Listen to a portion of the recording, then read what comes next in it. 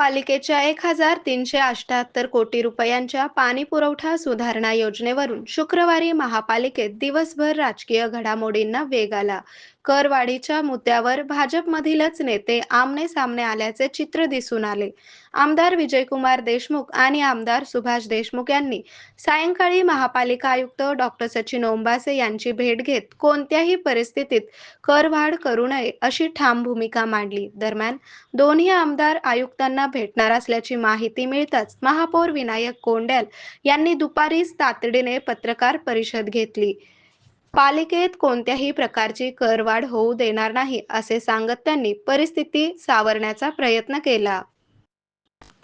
शहरासाठी 1,378 कोटी रुपयांची पाणी पुरवठा सुधारणा योजना तयार करण्यात आली आहे. या योजनेच्या आराखड्याला मंजुरी देण्याचा प्रस्ताव सोमवारी होणाऱ्या सर्वसाधारण सभेच्या अजेंड्यावर ठेवण्यात आला आहे.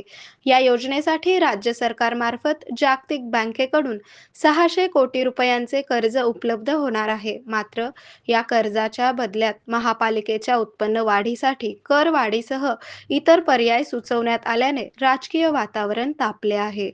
कुठलंच कर आम्ही ज्या वाढविणार नाही आहे तसं त्या आपण व्यवस्थित लोकांना, सर्वसामान्य लोकांना मूलभूत सुविधा देऊ असं त्यांनी सगळ्यांनी असं शब्द दिलं. त्या शब्दाप्रमाणे मला असं वाटतं की येणाऱ्या कालावधीमध्ये भारतीय जनता पक्ष कुठलंही टॅक्सेस किंवा कर प्रणाली लागू करून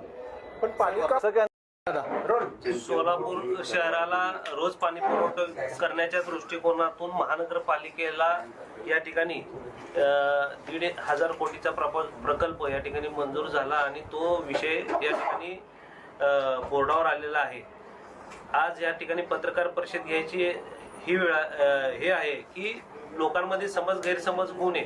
कारण का या ठिकाणी विषय करत असताना कुठल्याही नागरिकांना सोलापूर शहरातील नागरिकांना टॅक्सच्या रूपांतरमधून करवाढ असेल, दरवाढ असेल, ही कुठलीही करवाढ दरवाढ या ठिकाणी होणार नाहीये. उलट या ठिकाणी अनेक स्त्रोत आरोग्य म्हणजे केवळ औषध नाही तर निसर्गाच्या योग्य उपचारांनी मिळणारी खरी आरामदायक अनुभूती. सोलापूरमध्ये निसर्गोपचाराचं विश्वासाचं नाव लिमये निसर्गोपचार केंद्र. इथे उपलब्ध आहेत विना औषध उपचार पद्धती, ॲक्युप्रेशर, ॲक्युपंक्चर, कपिंग आणि मसाज थेरपी. सर्व प्रकारच्या आजारांवर निसर्गाच्या माध्यमातून